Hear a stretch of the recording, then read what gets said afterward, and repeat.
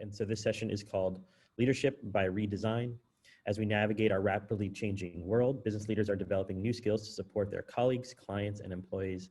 And right now we're joined by Zara Crichton, from the president of the Venture Café Global Institute, Carrie Majewski of the Women in Leadership Nexus, Lorne Adrain of the Global Fellows Encourage, and Hilina Ajakaiye of the Rise Leadership Conference. And we're going to have an in-depth discussion on how leaders are redesigning the meaning of leadership to face the unknown future. I think all of you are here. We just have to give a shout out to our president, Zara, who, what time is it, 2 o'clock in the morning in Sydney? 3 o'clock in the morning. Oh, it's 3, it's fine. Bless you, Zara, thank you.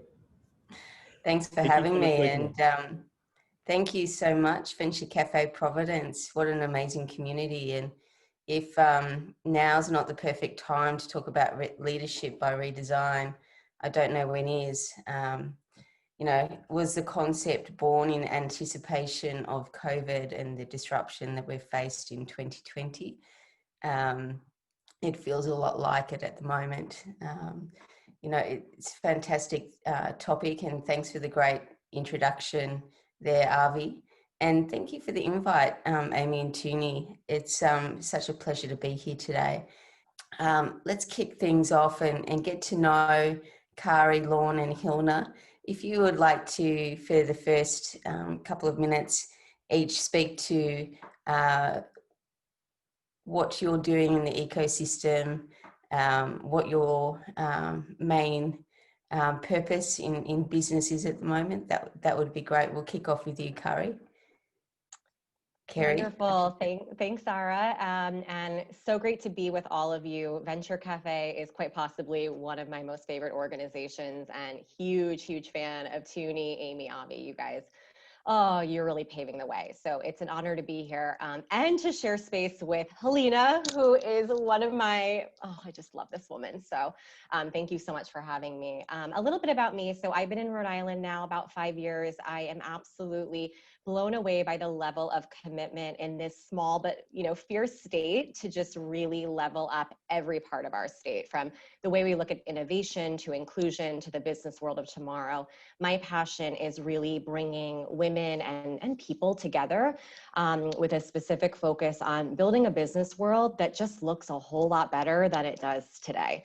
So really casting that vision towards what could new age leadership and what should it look like? How do we build the workplace of tomorrow that's inclusive and empowering and centered on partnership? And through my work at the Women in Leadership Nexus, we're an organization, it's a professional association of female leaders that are really just subscribing to a new set of leadership principles to accelerate their career development and have a positive impact on the communities they serve. So thank you for having me. So delighted to be here. What a wonderful, passionate explanation you just gave, Carrie. And I'd love to get to know and understand your work more. And to those in Rhode Island who aren't familiar with what Carrie's doing, there'll be links on the website as well, or in the chat, where you can get to understand a little bit more around her work and help her along her way, and support the movement. Lorne, Global Fellows Encourage. That sounds fascinating. Can you tell us a little bit about that? Thank you for having me. I feel a little intimidated by the questions. They made me think a lot, but happy to be.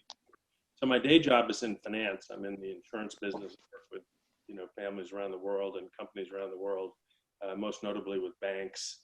But my passion is really about community, and so I'm the founder of National Neighborhood Day. I'm the founder of SEG, co-founder of SEG. I have launched this effort called Global Fellows Encourage. It's a little bit of a segue from SEG, in that one of the things that we learned at SEG was that we could bring really good people together that had experience and could help people that are trying to create something new that could make a difference in the community or in the world. A bit of like an accelerator effort. And so Global Fellows Encourage is about bringing a handful of people around the world who we will curate who are doing really courageous work in human rights verticals, whether it be human trafficking or racial equity, journalism, et cetera, bringing them to Providence and giving them a highly customized accelerator experience to help them develop their skills, to advance their work, but also to build connectedness, build the networks that will be important for them to do their work successfully. I think networks in today's world and in the world to come, probably the single most important thing that everybody needs to be successful. So that's a bit of an intro. Thanks, Lorne. It sounds like you're doing wonderful work there to build community around such an important area of focus. And I'd love to hear more about the neighborhood project as well at a later date. Sounds fantastic. Actually, this was years ago. I started that and connected with people in Australia who in turn took and built the model in Australia. I don't know what. Okay. Wow. Everything is connected. That's fantastic. And we have Hilina there from Rise Conference as well. Good morning, everyone, or good afternoon, I should say. Hilina Ajakaiye, so happy to be here, and want to thank also Tuni, Amy, and Avi for continuing to be this just fire in Providence and beyond. And the work that you do has ignited such a passion in me, and I can't get enough of this space. I got to be in it, and I can't wait to come back and be a part of it more and support. So my journey to the US and to really founding the Rise Women's Leadership Conference came about when I was put on a one-way flight to America with my mom staying back in Ethiopia. And growing up without my mother, I realized that women are an intricate part of supporting one another. So, one of the first calls, and I'll say it, and it's so good to share it, the stage with Lorne and Carrie, but one of the first calls I made was Carrie, actually. So the notion of really creating a stage and that connectedness for women to support one another, the job that we need to do in terms of creating that stage of entrepreneurship, leadership, really, shining each other on and making sure that we support one another is the mission of Rise. We're open to women of all different backgrounds and ages, so diversity, not just in the literal sense, but in all of its intended purposes is our mission. And we get to do this work with incredible women like Carrie, and many, many women do the work, and we're so humbled to be able to forge the way with them. So I'm happy to be here. Thank you for having me. Oh, wow. Hilina, thank you so much. And that sounds like such an amazing story that, we should make time for to really delve into deeply another day. I think there's a lot more to the background and what's driving Rise than what you've just said, but you've done a great job there. My interest is definitely piqued. Sounds fantastic. Now, what I'd like to say to everybody is I can see that there's a chat function here in Zoom today. Fantastic. I want to keep this interactive. I've got some questions for the panel, but I'm also really keen for your questions as well, because it's all about you and what you can get out of this too. So if you do have a question, let me know, pop it into the chat, and I'll ask you to ask the question as we go through as well. Because it's really about what you can all get out of this session rather than, just listening to us. So to kick off, my first question is, as a leader, what does leadership redesign actually mean to you? I think that there's so many components to that way of thinking, right? It's, for me, waking up every day and really thinking about the past with the present in mind and disrupting the norm. There's a sense of, I think, using the word leadership too loosely, but I think that most would echo that leadership is actually doing the work that you crave to be done. And, I always wake up and think about the quote, be the change you want to see in this world. And I know that, in the root of why I wake up every day is to see other women lead. And I know leadership is a very, very fluid thing, and to redesign leadership is to continue to learn. You don't stop learning as a leader. And so I'll stop there, but it's being open to learning and not being done. It's never done. Never ever done. That's fantastic. Thank you, Hilina. And Lorne, what are your insights there around what leadership redesign means to you, on top of learning continuously? So I don't think the fundamental job ever changes for a leader. It's still about crystallizing a mission, and developing the goals and the strategies that'll get to that, accomplish that mission. But I think that as the world is constantly changing, as the marketplace is constantly changing more and more rapidly every day, you know, we have to be more flexible. We have to be more thoughtful about cobbling together just-in-time resources and thinking and experiences, people that will help us be nimble in accomplishing the mission.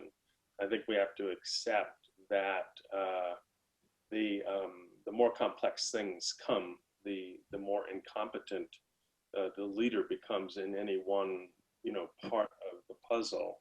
And so what we have to get better and better at all the time is seeking out and identifying the best people and the best in each of those people and how they can fit in to moving that mission forward.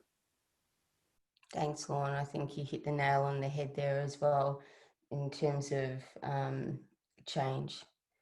The pace of innovation is continually accelerating, and being prepared for change, and also accepting that, to the point of Hilina, that you need to constantly be learning, I think is critical. Now, Carrie, would you like to add to that?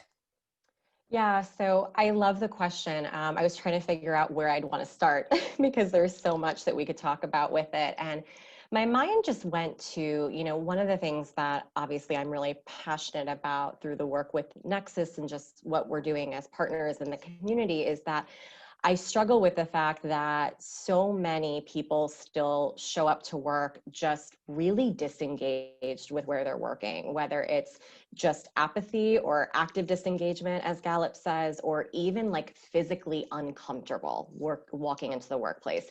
And my mind went to, I don't know why, New York City office buildings. And for anyone who has been in a New York City office building, I'm a fellow New Yorker.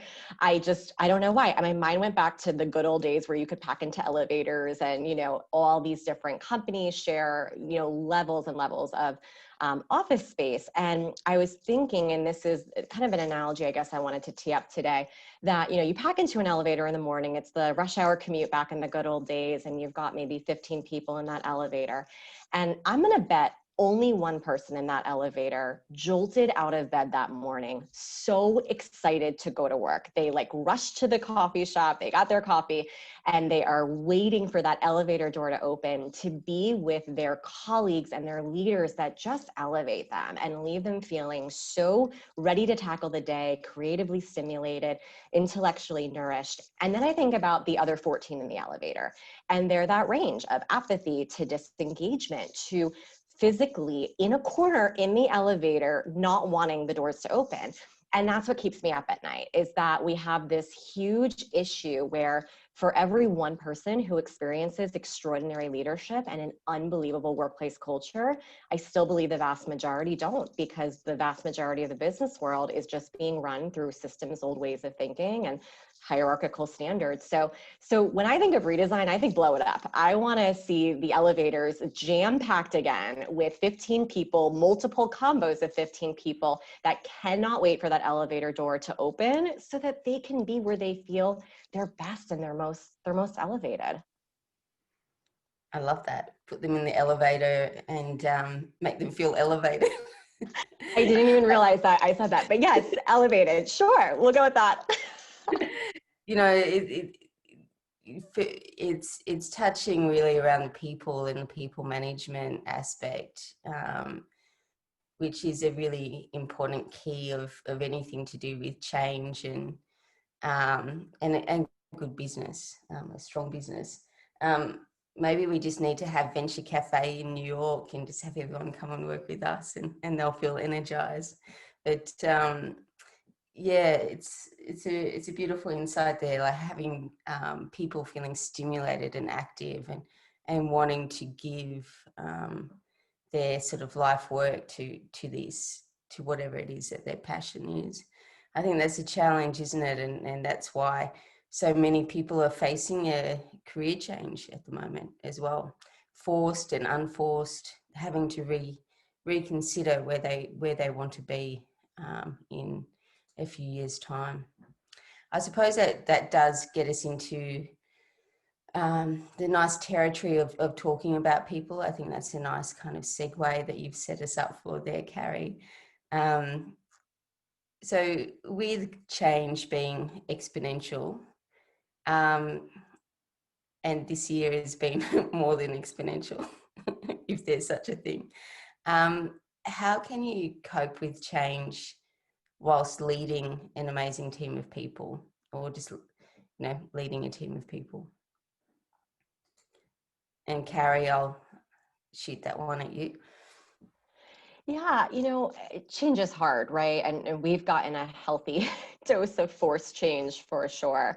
I like to just think that we have to be a little bit kind to ourselves. So I kind of think there's times where we're ready to make big change or even small change, and then other times where we have to retreat and protect, and that's okay too. So I think as a leader, we have to be hyper aware of how we're showing up, how we're demonstrating resilience and grit and a change-oriented mindset, while also being very aware and tuned into the fact that it is uncomfortable for the people that we lead, for the people who are in our community, and that's okay too. So I think for me, it's knowing yourself and how you tend to handle change, and being grounded in both the good and the bad that shows up in conflict and in times of turbulence, and then understanding that others also need that space too. There's a season for everything, right? There's seasons where we welcome change and we're really excited by it and it fuels us, and there's times where it scares the daylights out of us, and that's all right also.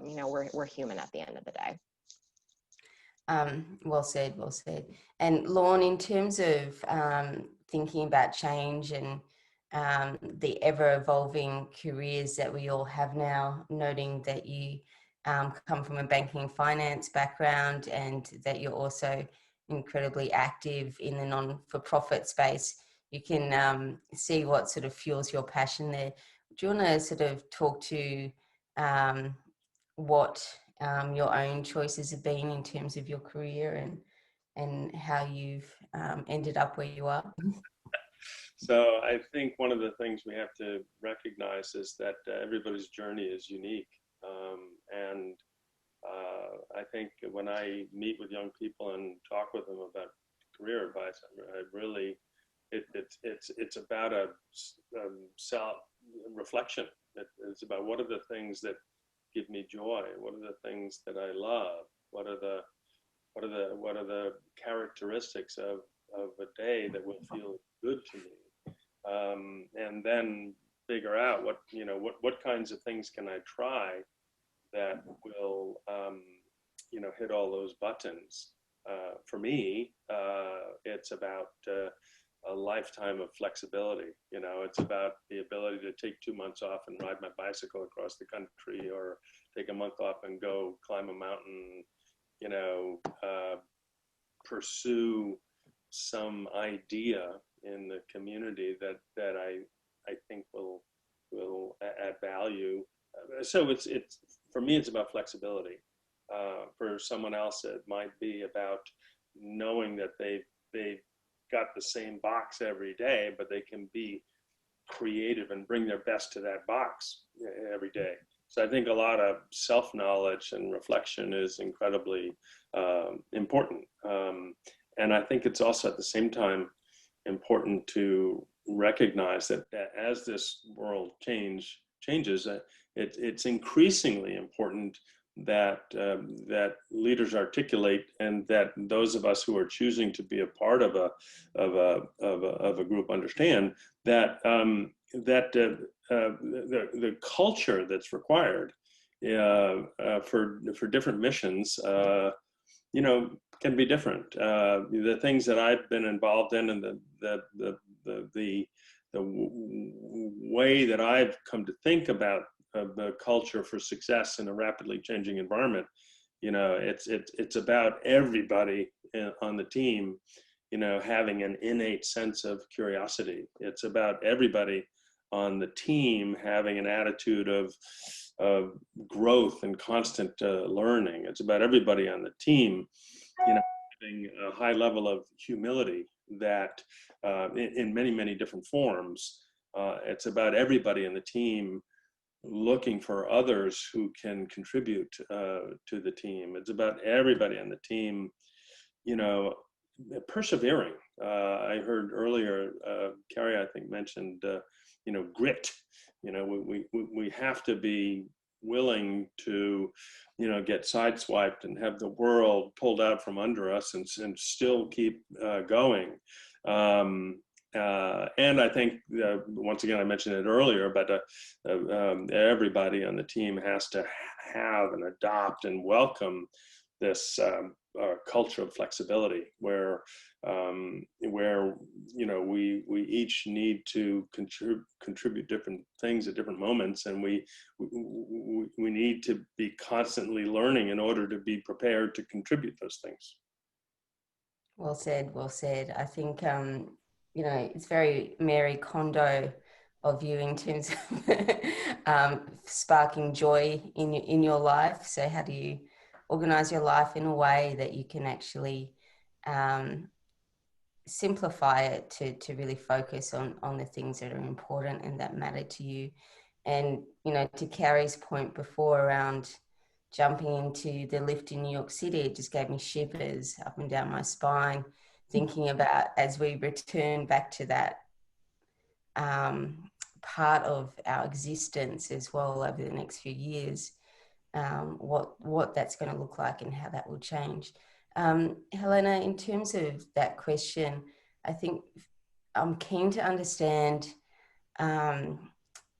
what it means for you, thinking about people and career change, having some of the adversity that you mentioned, for instance, not having a wonderful resource like a mother on tap during some fairly formative years, whether some of that adversity has made you more willing to take risks and to shape your career and your life.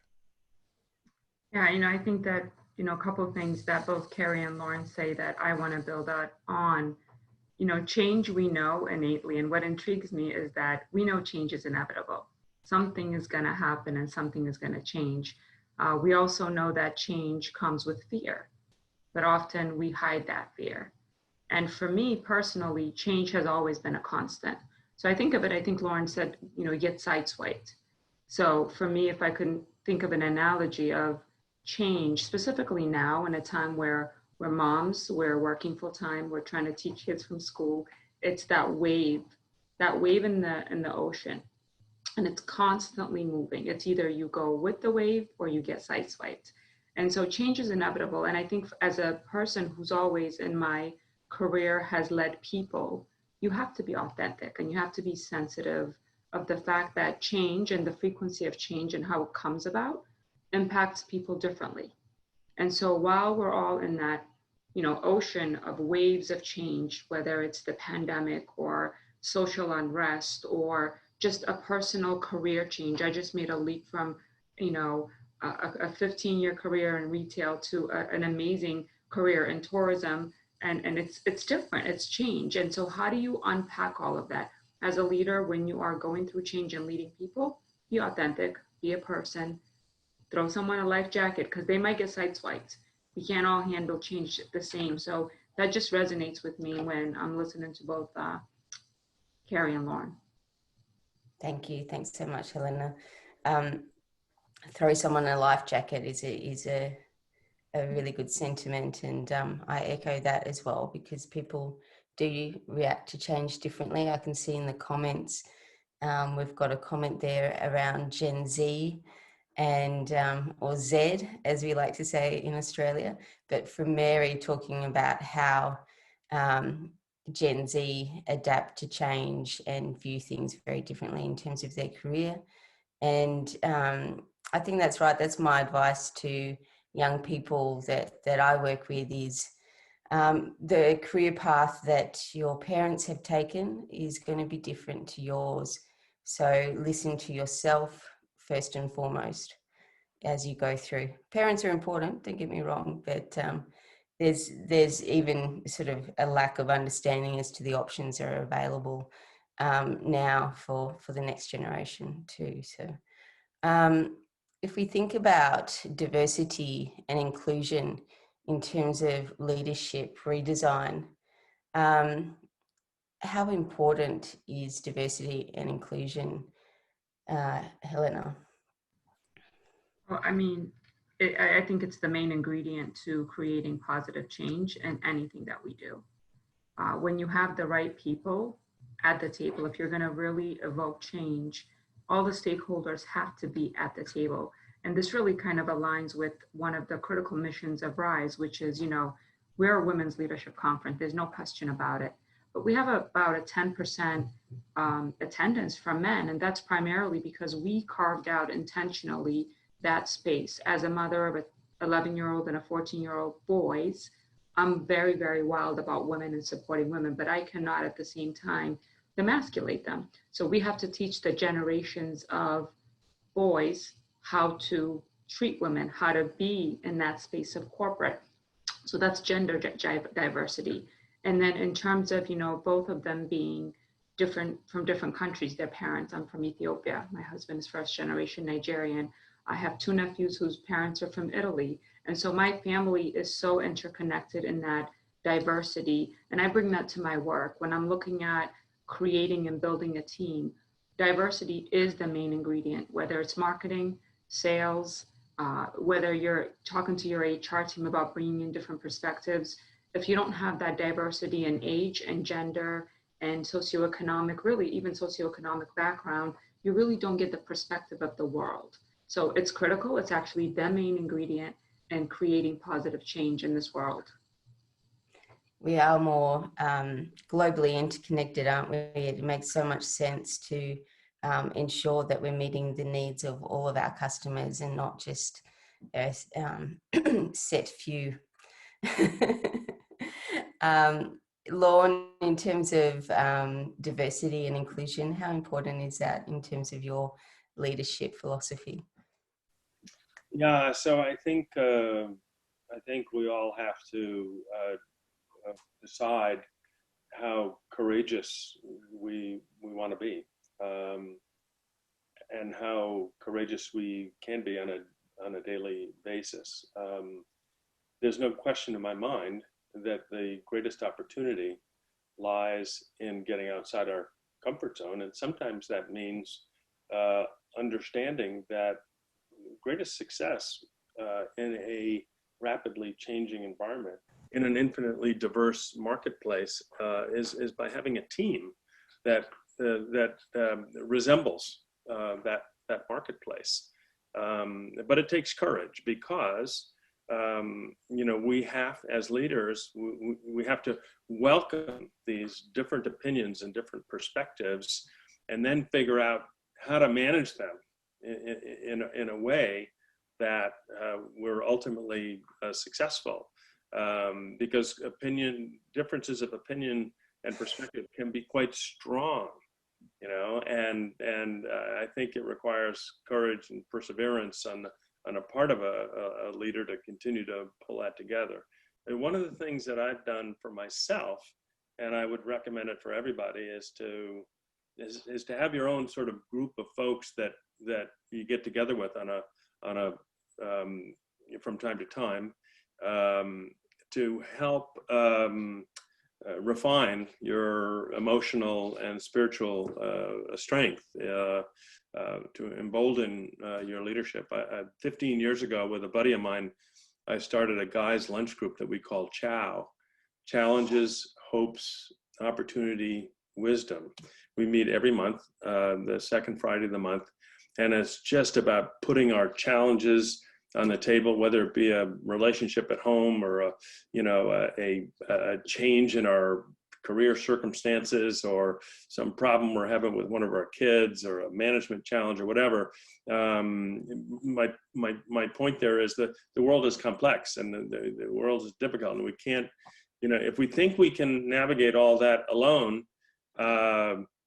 well, we can, but we won't be as effective as we could be by surrounding ourselves with a group of folks that we trust, who can help us get better, who can call us on our shit and challenge us to think differently, more comprehensively, and in a way that welcomes the challenge of diversity and builds our courage to lead in that environment.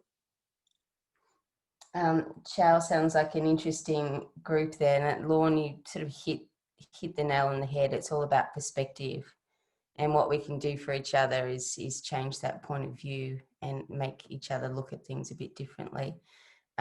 Just as a slight challenge for you, Lorne, I know that you have this group of men that you hang out with for lunch once a month, but how would that be disrupted if you made that group more diverse, i.e. with gender?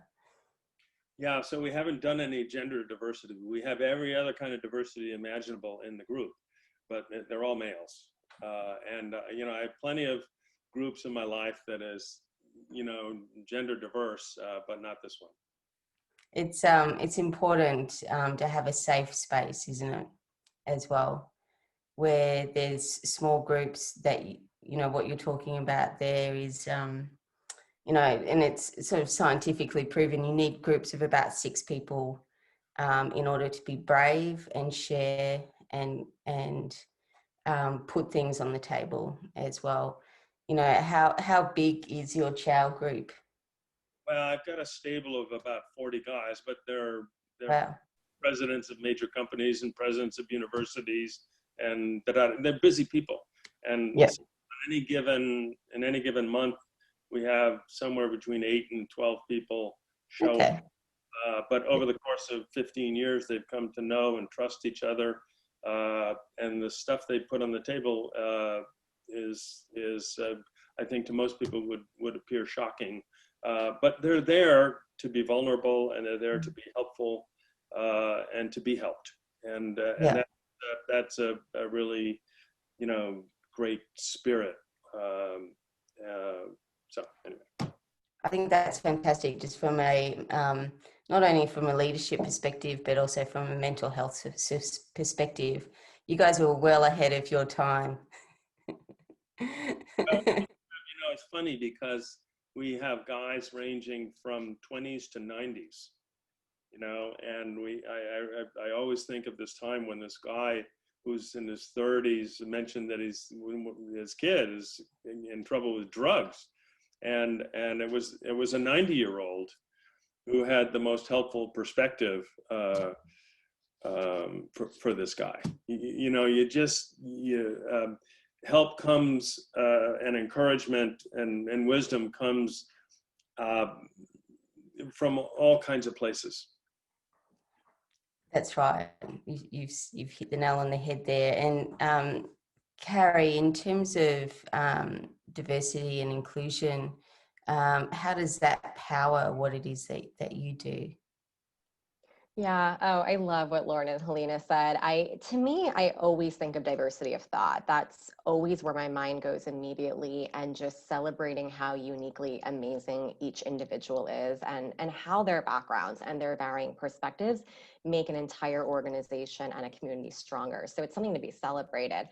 One thing that's been interesting in my career is I got thrust into leadership in my early 20s, and I was in tech. So I've always been the only woman in a room. And then I was the only, 20 something in a room.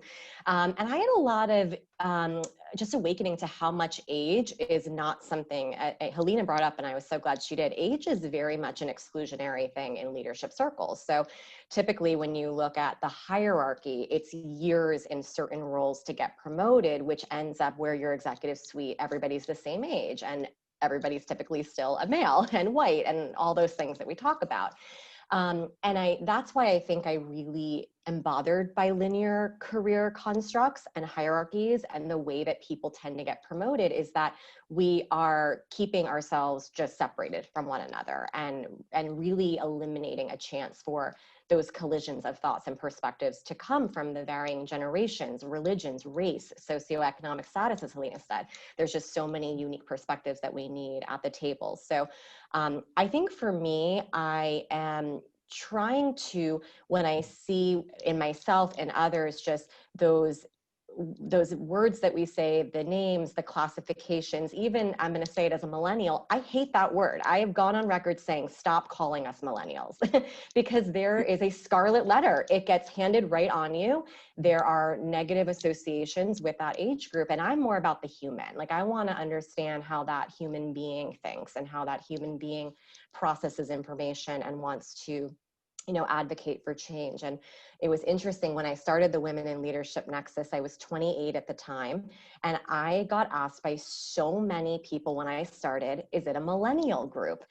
And the minute I heard that, it's like a part of my soul just was crushed. And Hilina gets this as being a founder of something, like, it's your baby and you know what it stands for and you know what it's about. And that little ding of that classification just, it rocks you. And so I've been trying to lead in terms of how I form relationships, in terms of how I build community, to really make sure that the people that I keep company with bring me up. And whether they are 25 years, my senior, my junior, I don't care. I want to really understand people's backgrounds. And when I spot, whether in myself or others, those chances to just educate as to why words can be triggers or why implicit bias is very much a part of every part of our day-to-day. You know, we've got to call it out. They're hard conversations. It's work every single one of us is doing right now, but we have to do more of it. And it's interesting, the millennial point, because it's something I'm quite passionate about too.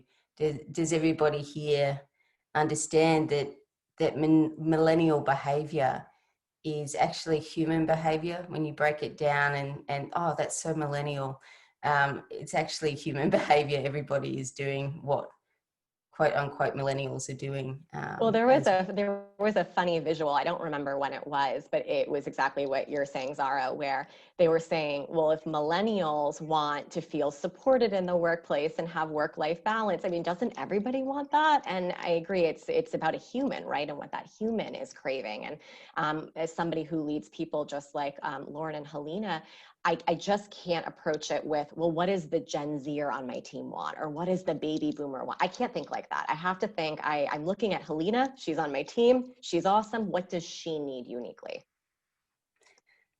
Perfect, exactly, that's right. And I'm conscious that we've got 3 minutes left, so 1 minute for each of you, where I'd like to give you an opportunity to have an ask for the community that are here tonight, here to support you and your mission. What do you need from us? And Carrie, I'll use my usual trick and work backwards. Well, thank you guys so much for allowing us to share space. And Lorne and Hilina, I love hearing everything that you guys have to offer. I think my ask would be, I believe in a time of crazy just unease and discomfort and hardship, there have been profound moments of clarity for each and every one of us about what we really want next with our leadership, our careers, our communities. So my ask would be lean into that. I am a big believer that in a fight and flight mind space, which, let's be clear, we're all still in fight or flight right now, it's going to be really easy whenever we get into our new rhythm to forget these moments of clarity, because that's easier to go back to a new routine. So my ask would be lean into it. You're learning things about yourself that you have to fight for and make the changes. This goes back to be the change, as Hilina said. There are clues being dropped, so lean into those because the world needs your magic. Lorne, try and follow that one. I'm going to start with ditto, because I absolutely with you on that. So two things, I think, be patient with yourself, be kind with yourself, reflect, absorb what you're feeling and learning. So that's one whole category. And then another whole category is find little ways that you can help other people in every moment. I'm doing this thing. Okay. So this is essentially a buy local campaign to try to help small businesses in the hospitality industry in Rhode Island to stay alive and to keep the jobs of our friends and neighbors and family alive. Come and join us. Do something like this in your own community, so that not only are you reflecting on what's good for you, but you're actually executing on something that's going to help somebody else. Fantastic. I love that. And Hilina, what's your final ask of everybody here tonight or today? Well, I'm making a list here, but I'll stick to one. And I think that the one thing that I live by is authenticity, and I ask everyone to be authentic. It's difficult to show up every day and be buttoned up and not be intimately engaged with all of your senses. It's not even possible. So I ask you to be authentic. Obviously, we know there's a time and place for everything, but it's okay to lean in, as Carrie said, and this is the time to do it. Authentically show up. It's okay to struggle as a mom or as a professional, or, we talk about mental health being a significant impact on women right now. And that authenticity to say, you know what, I'm not okay today. I need to talk. It's okay. So be authentic to yourself, be authentic to your group around you, to your family and to your friends, knowing that right now we're pretty much all of us, both mentally and I think emotionally, are undone. And we have to still show up. I showed up to my job that I love today. And I know I lead people that lean on me. They're watching what I'm doing. And that's always been as Carrie said, I was 26 when I got my first, few direct reports, and I was petrified. They watch everything that you're doing. But this is the time to say, hey guys, today I'm not okay. I remember, reading a comment by Shelley Broader. She was the former CEO of Walmart Canada. And she said, you cannot be an A+ mom, an A+ wife, an A+ employee all in the same day. It's just that you pull out that GPA. You can't suck on everything every day.